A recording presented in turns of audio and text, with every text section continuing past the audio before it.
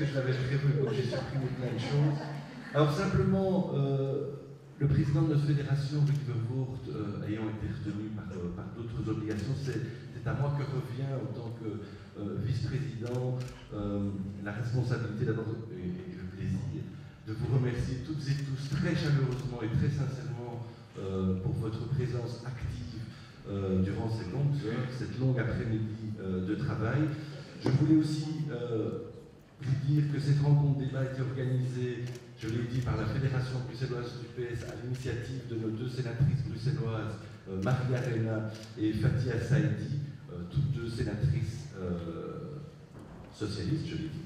Mais si ce colloque a pu avoir lieu, c'est aussi, vous devez le savoir, avec l'aide précieuse du groupe socialiste au Sénat et du groupe socialiste à la Chambre qui nous ont apporté un réel soutien. Je dois aussi remercier, parce que c'est mon rôle de le dire, mais vraiment très chaleureusement, l'Union nationale des mutualités socialistes, l'UNMS, et des femmes prévoyantes socialistes, les FPS. Vous voyez que c'est ce qu'on appelle, nous, l'action commune qui s'est réunie pour organiser cette journée. Je peux vous dire que c'est pour nous quelque chose de symboliquement fort. Et là, c'est votre liste, mais Marie a déjà évoqué la question. Je voulais remercier, j'en profite quand même pour le faire, Yonek et Raja pour la modération des discussions et des débats, pas toujours facile, et Nicolas Gueux, Dominique Duriot et Carole. Alors j'avais prévu évidemment un long texte, mais vous imaginez très bien que c'est évidemment pas ça que je vais dire. Je voulais simplement vous dire un petit mot, c'est vous dire que cet après-midi, des intellectuels, des défenseurs des droits de l'homme, des journalistes, des avocats, des citoyens engagés venus du Maroc, de Tunisie, d'Égypte, ont partagé avec nous leur expérience, leurs témoignages et leur analyse sur les bouleversements actuellement en cours au Maroc, en Tunisie, en Égypte, et de manière plus générale dans le monde arabe. Moi, j'aime utiliser ce mot monde arabe. Et très sincèrement, je voulais vous dire que c'est une chance pour nous. Moi, en tout cas, c'est comme ça que je l'ai vécu.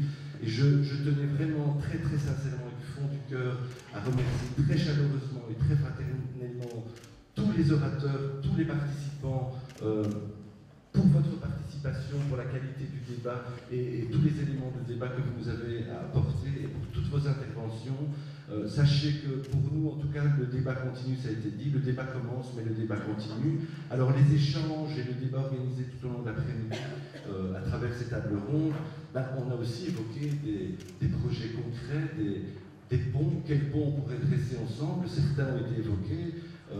Pourquoi ne pas imaginer des jumelages avec des associations, entre différentes associations, l'envoi de formateurs, la mise à disposition d'experts, d'expertise, pourquoi pas des échanges entre parlementaires qui pourraient venir ici, voir la manière dont les choses fonctionnent, peut-être aussi un appui logistique pour les élections, bref, autant de pistes qu'on souhaite explorer, qu'on souhaite développer. C'est en tout cas, sachez-le, le souhait de la Fédération bruxelloise du Parti socialiste, c'est le souhait de ses militants, c'est le souhait de ses élus.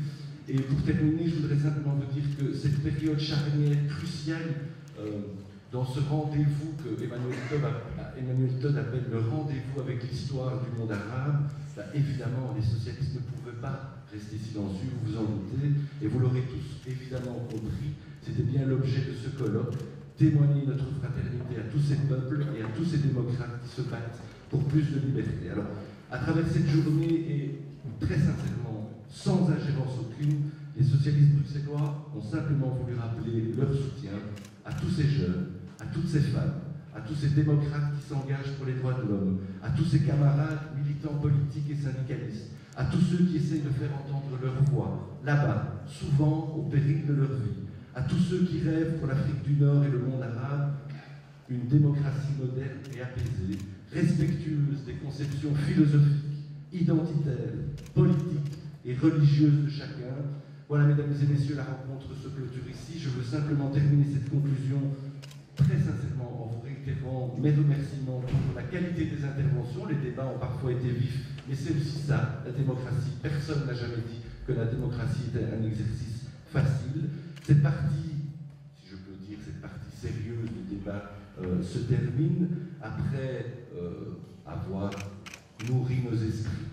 Je pense qu'il est temps de nourrir nos corps, et donc je vous invite à rejoindre toutes et tous le bar, en tout cas, et le buffet pour ceux qui ont réservé, pour déguster ce succulent buffet qu'on vous a préparé. Et puis vous rappelez, je termine en vous rappelant le concert à ne pas manquer de la chanteuse belgo-tunisienne Galia Benali, qui va nous interpréter les plus belles chansons du répertoire du Maghreb et du Moyen-Orient.